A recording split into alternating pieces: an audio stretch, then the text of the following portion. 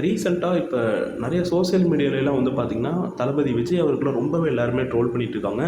ஒரு மனுஷன் யோசிச்சு பாருங்கள், யாராவது இந்த மாதிரி ஒரு பீக் பொசிஷனை விட்டுட்டு இவ்வளோ சேலரியெல்லாம் விட்டுட்டு வர்றதுக்கெல்லாம் சத்தியமாக யோசிக்க கூட மாட்டாங்க. அதுவும் கேப்டன் விஜயகாந்த் அவரோட தோல்வியெல்லாம் பார்த்துட்டு யாராச்சும் இறங்கி அரசியலுக்கு வராங்க அப்படிங்கிறது கற்பனையே கிடையவே கிடையாது.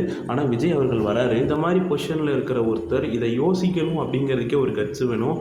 ஆனால் விஜய் அவர்கள் இறங்கி வராரு, நம்ம தான் தெளிவாக யோசிக்கணும். ஆனால் விஜயகாந்த் அவர்கள் அந்த டைமில் கட்சி ஆரம்பிக்கும் போது கண்டிப்பாக 2 கட்சிக்குமே அள்ளு விட்டுருக்கும். தென் அப்போ இருந்த மீடியா வந்து விஜயகாந்த் அவர்கள் எப்படி காமிச்சாங்கன்னு வந்து பார்த்திங்கன்னா, சினிஃபீல்டில் இருக்கிறவங்களையே அவருக்கு எதிராக பேச வச்சாங்க நிறைய பேர். அது மட்டும் இல்லாமல் அவர் போகிற இடமெல்லாம் வந்து பார்த்திங்கன்னா அந்த கரண்ட்டை கட் பண்ணுறது, மைக் ஆஃப் பண்ணுறது, ஆம்புலன்ஸை உள்ளே விடுறது, இந்த மாதிரி ஜிகிடு மத்தா வேலையெல்லாம் காமிச்சு அவர் ஜெயிக்கவே கூடாது அப்படின்னு ஒரு எண்ணத்தோடு தான் அன்றைக்கி இருந்தவங்களாம் இருந்திருப்பாங்கன்னு நினைக்கிறேன். சொல்லப்போனால் சினிஃபீல்டில் இருக்கிறவங்களே வந்து அவரை பற்றி தப்பாக பேச வச்சாங்க. நிறைய பேர் வாய்ப்புக்காக தப்பாக பேசினாங்க, நிறைய பேர் பணத்துக்காக தப்பாக பேசினாங்க. அந்த டைமில் சொல்லப்போனால் சினிஃபீல்டில் இருந்த எல்லாருமே கேப்டனால் கண்டிப்பாக ஏதோ ஒரு வகையில் வந்து பயனடைஞ்சிருப்பாங்க. இருந்தாலும் அவரை பற்றி தப்பாக பேசுகிறாங்க. சொல்லப்போனால் விவேக் சார் மாதிரி சில நல்ல மனுஷங்களும் இருந்ததுனால தான் விஜயகாந்த் அவர்கள் எவ்வளோ நல்லவர்னு இன்றைக்கே நமக்கு தெரிஞ்சிருக்கு. இல்லை அப்படின்னா இன்னமும் கூட டைம் ஆகிருக்கும் அவரை பற்றி தெரிஞ்சுக்கிறதுக்கு. மேபி அவர் மட்டும் எனக்கு அரசியல் வேண்டாம் அப்படின்னு ஒரு முடிவெடுத்து ஒரு நிம்மதியான வாழ்க்கையை வாழ போகிறோன்னு நினச்சிருந்தா அவர் சம்பாத்தியத்துக்கெல்லாம் எப்படி வேணாலும் வாழ்ந்துருக்கலாம். யாரை பற்றியுமே கவலைப்படாமல், எந்த ஒரு ஸ்ட்ரெஸ்ஸும் இல்லாமல், உடம்புல எந்த ஒரு பாதிப்பும் இல்லாமல் கடைசி வரைக்கும் நிம்மதியாக வாழ்ந்துருக்கலாம். ஆனால் அவர் தோத்துட்டாரு அப்படின்னு சொல்கிறத விட நம்மளை நம்பி ஏமாந்துட்டாருன்னு தான் சொல்லணும். அதுதான் கரெக்டும் கூட. இன்றைக்கி விஜயகாந்த் அவர்களை ஸ்டேட்டஸ் போட்டு கொண்டாடுறோம், அதை செஞ்சார் இதை செஞ்சாருன்னு சொல்லி நம்ம எல்லாருமே பாராட்டுறோமே. ஆனால் விஜயகாந்த் அவர்கள் கட்சி ஆரம்பித்த டைமில் என்ன மாதிரியான ஒரு ஸ்டேட்மெண்ட் கொடுத்துருப்பாருன்னா, எனக்கு 2 பசங்க, 2மே ஆம்பளை பசங்க தான், ஸோ எனக்கு எந்த பிரச்சனையும் கிடையாது, அதனால் நான் அரசியலுக்கு வரேன் அப்படின்ற மாதிரி சொல்லியிருப்பாங்க.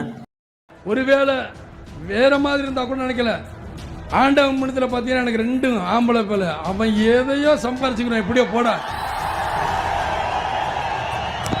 அதாவது தன்னோட குடும்பத்தையே விட்டுட்டு நான் அரசியலுக்கு வரேன் அப்படின்ற மாதிரி ஒரு ஸ்டேட்மெண்ட் கொடுத்துருப்பாரு. இதெல்லாம் எந்த கொம்பனாலையும் சொல்லவே முடியாது. இதை பற்றியெல்லாம் பேசுகிறேன். நானே 2021 திமுகவுக்கு தான் ஓட்டு போட்டேன். ஆனால் இப்போ நடக்கிற இந்த எலெக்ஷனில் நான் டிவிகேக்கு தான் ஓட்டு போட போகிறேன். உடனே நீங்கள் வந்து கண்டிப்பாக என்ன தற்கொலைன்னு தான் சொல்லுவீங்க, பரவாயில்ல.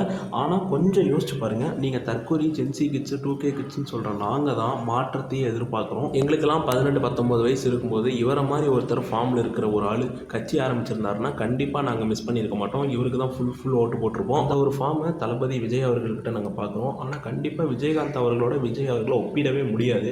விஜயகாந்த் அவர்கள் செஞ்ச நல்லதெல்லாம் இப்போ தான் எங்களுக்கு தெரியவே வந்திருக்கு. அதுவும் நியூஸ் சேனல்ஸ் மூலமாக கிடையாது, இந்த யூடியூப் சேனல்ஸ் மூலமாக தான். மேபி 2005லேருந்து 2016 வரைக்கும் விஜயகாந்த் அவர்கள் அரசியலில் ஒரு தவிர்க்க முடியாத சக்தியாக இருந்திருக்காரு. அதே மாதிரி தான் இன்றைக்கி 2025 விஜய் அவர்கள் அரசியலில் தவிர்க்க முடியாத ஒரு சக்தியாக இருக்கார். ஆனால் அவரை தவற விட்ட மாதிரி இன்றைக்கி நம்ம இவரை தவற விட்டோம் அப்படின்னா அரசியலுக்கு வர இருக்க அடுத்த இளைஞர்களுக்கு ஒரு பயம் ஏற்படும். மேபி அந்த டைமில் விஜயகாந்த் அவர்களை பார்த்து நிறைய பேர் அரசியலுக்கு வந்திருக்கலாம். அவரோட தோல்வியை பார்த்து பயந்து கூட பின்னாடியும் போயிருக்கலாம். அதாவது காமராஜர் தோற்றதுக்கப்புறம் 1967க்கு அப்புறம் 2 கட்சி தான் தமிழ்நாடு அப்படின்னாலே 19 சொல்லிடலாம். அது ஒன்று ஏடிஎம்கே, இன்னொன்று டிஎம்கே. ஆனால் இப்போ ஏன் சம்மந்தமே இல்லாமல் காமராஜரை பற்றி இருக்கிற அப்படின்னு கேட்டிங்கன்னா, இப்போ ரீசெண்டாக கூட காமராஜர் மேலே ஒரு சின்ன இஷ்யூ வந்துச்சு. என்ன அப்படின்னா, காமராஜர் ஏசியே இல்லாமல் தூங்க மாட்டார் அப்படின்னு சொல்லிட்டு ஒரு நியூஸ் எல்லாம் போயிட்டு இருந்துச்சு. வயலில் உட்காந்து விறுவிறுக்க வேலை பார்த்த ஒருத்தருக்கு, மக்களோட மக்களாக சமத்தரையில் உட்காந்து போராட்டம் பண்ண ஒருத்தருக்கு ஏசி இல்லாமல் தூங்க முடியல அப்படின்னு சொன்னால் அதை நம்புற அளவுக்கு நம்ம ஒன்றும் வந்து பார்த்திங்கன்னா முட்டாளெலாம் கிடையாது. இந்த அளவுக்கு எளிமையாக இருந்த ஒரு கிங் மேக்கரை தோக்கடிச்சுன்ற பட்டம் தமிழ்நாட்டு மக்களுக்கு என்றைக்குமே போகவே போகாது. இது வந்து ஒரு ஃபேமஸான டைலாக். அதாவது காமராஜரையே தோக்கடிச்ச ஊர் இது அப்படின்னு சொல்லிட்டு நிறையா படங்களை நீங்கள் கேள்விப்பட்டிருப்பீங்க. அப்போ அந்த மனுஷன் எந்த அளவுக்கு வாழ்ந்திருக்காருன்னு பாருங்கள். அவர் சாகும்போது கூட ஒரு 110 ரூபா பணமும் 2-3 வேட்டி சட்டை என்னமோ தான் இருந்துச்சு அப்படின்னு சொல்லுவாங்க. இதை பேசும்போது எனக்கே புல்லரிக்குது. ஆனால் இன்றைக்கி இருக்கிறவங்க இறந்துட்டாங்க அப்படின்னா மெரினா பீச்சில் சிலையும் பேனாவும் வைக்கணும் அப்படின்னு சொல்லிட்டு போராட்டமே நடத்துகிறாங்க. இதை பேசும்போது எனக்கு கொஞ்சம் பயமாக தான் இருக்குது. ஆனால் உண்மை அப்படிங்கிறது உண்மை தான். அந்த வகையில் பார்த்தீங்க அப்படின்னா நம்ம கேப்டன் அவர்களையே கருப்பு வைரம், கருப்பு காமராஜர் அப்படின்னு தான் சொல்லிட்டு இருந்தாங்க. இருந்தாலும் நம்ம கைவிட்டுட்டோம். மேபி அரசியலுக்கு வராமல் இருந்திருந்தால் நம்ம என்ன சொல்லியிருப்போம்னா, இவர் அரசியலுக்கு வந்திருந்தால் கண்டிப்பாக சிஎம் ஆயிருப்பார் அப்படின்னு சொல்லியிருப்போம். இன்னும் சொல்ல போனால் தமிழ்நாடு மக்களுக்காக ஓடி உழைச்ச நல்ல தலைவர்களை தோக்கடிச்சிருக்கு. இந்த லிஸ்ட்டில் நம்ம சீமான் அவர்களையும் சேர்த்துக்கலாம். இப்போ இருக்கிற சீமானை பற்றி நான் சொல்கிறேன். 2011 2012 அப்போ இருக்கிற சீமானை பற்றி சொல்கிறேன். அப்போ அந்த ஸ்பீச்செல்லாம் வந்து பார்த்தீங்கன்னா பங்கமாக இருக்கும். சீமான் அவர்கள் தமிழ்நாட்டில் தவிர்க்க முடியாத ஒரு சக்தியாக வருவாங்க அப்போ இருக்கிற எல்லாருமே எதிர்பார்த்தாங்க. ஆனால் போக மனுஷன் வந்து பார்த்தீங்கன்னா இஷ்டத்துக்கு பேச ஆரம்பிச்சிட்டாரு. மக்கள்லாம் அவரை வந்து ஒரு ட்ரோல் மெட்டீரியலாக மாற்றிட்டாங்க. ஆனால் அந்த டைமில் அவர் பேசின டாப்பிக்கெல்லாம் வந்து பார்த்தீங்கன்னா மற்ற அரசியல் தலைவர்கள்லாம் யோசிக்கவே பயந்த ஒரு டாப்பிக்காக தான் இருந்திருக்கும். தளபதி அவர்கள் கட்சி ஆரம்பித்து 2 வருஷம் ஆக போகுது. இன்னைக்கு வரைக்கும் நல்லாவே போய்கிட்டு இருக்கு. அவருக்கு வந்து இன்னைக்கும் கூட சினிமா முகத்தில் தான் கூட்டம் வந்துகிட்டு இருக்கு அப்படின்னு சொல்லிட்டு நிறைய பேர் சொல்லிட்டு இருக்காங்க. அப்படிலாம் கிடையவே கிடையாது. அந்த சினிமா கட்டத்தையெல்லாம் எப்போ அவர் தாண்டியாச்சு. இவ்வளோ பேசுகிறேன், நானே ஒரு தலை ஃபேன் தான். வீரம் படம் வந்தப்போ ஸ்கூலில் கட்டடிச்சுலாம் போயிருக்கேன். அதே மாதிரி வாரிசு வர்சஸ் துணிவு, இது யாராலையும் மறக்கவே முடியாது.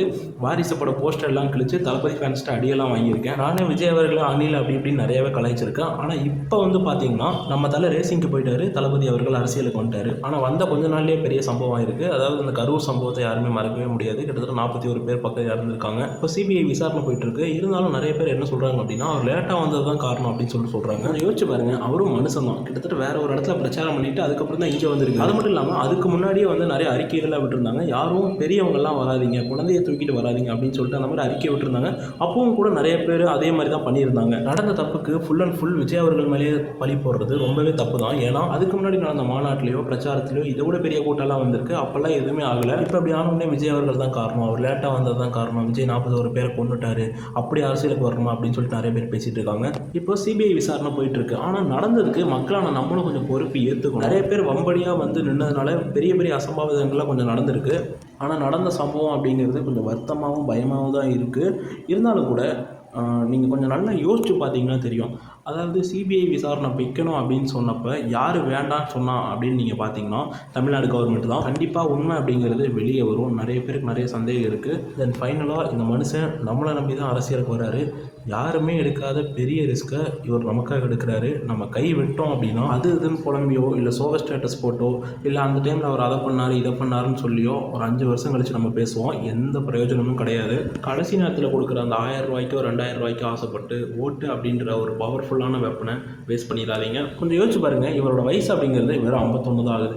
மேபி இவர் நினச்சிருந்தா இன்னொரு 10 படம் 15 படம் கூட தாராளமாக நடிக்கலாம். நல்ல யங் லுக்கிங்காக நல்லா ஃபிட்டாக தான் இருக்காரு. நடிச்சுட்டு கோடியாக சம்பளம் வாங்கிட்டு ரிட்டையர் ஆகி ஒரு நிம்மதியான வாழ்க்கையை வாழ முடியும். ஆனால் எதுவுமே வேண்டான்னு உதறி தள்ளிட்டு நமக்கு நல்லது செய்யணும் அப்படின்னு அரசியலுக்கு வந்திருக்காரு. நம்மளை நம்பி அரசியலுக்கு வந்திருக்காரு. அவர் கூட நிற்கிறது நம்ம கடமை. 2026 இவரை இந்த கோலத்தில் பார்க்கணும் அப்படிங்கிறது எல்லாரோட ஆசையும் கூட. கை விட்டுட்டோம் அப்படின்னா அதுக்கப்புறம் பேசி பிரயோஜனமே கிடையாது. நீங்க என்ன ட்ரை பண்ணாலும் எல்லாத்தையும் விட்டுட்டு மக்களுக்காக வந்திருக்கிற இந்த விஜய மக்கள் ஒரு நாளும் கைவிட மாட்டாங்க. மக்கள் கூடவே நிக்கிறாங்க, கூடவே நிப்பாங்கன்னு அவங்களுக்கு தெரியாம போச்சு. என்னப்பா நிப்பீங்கல்ல?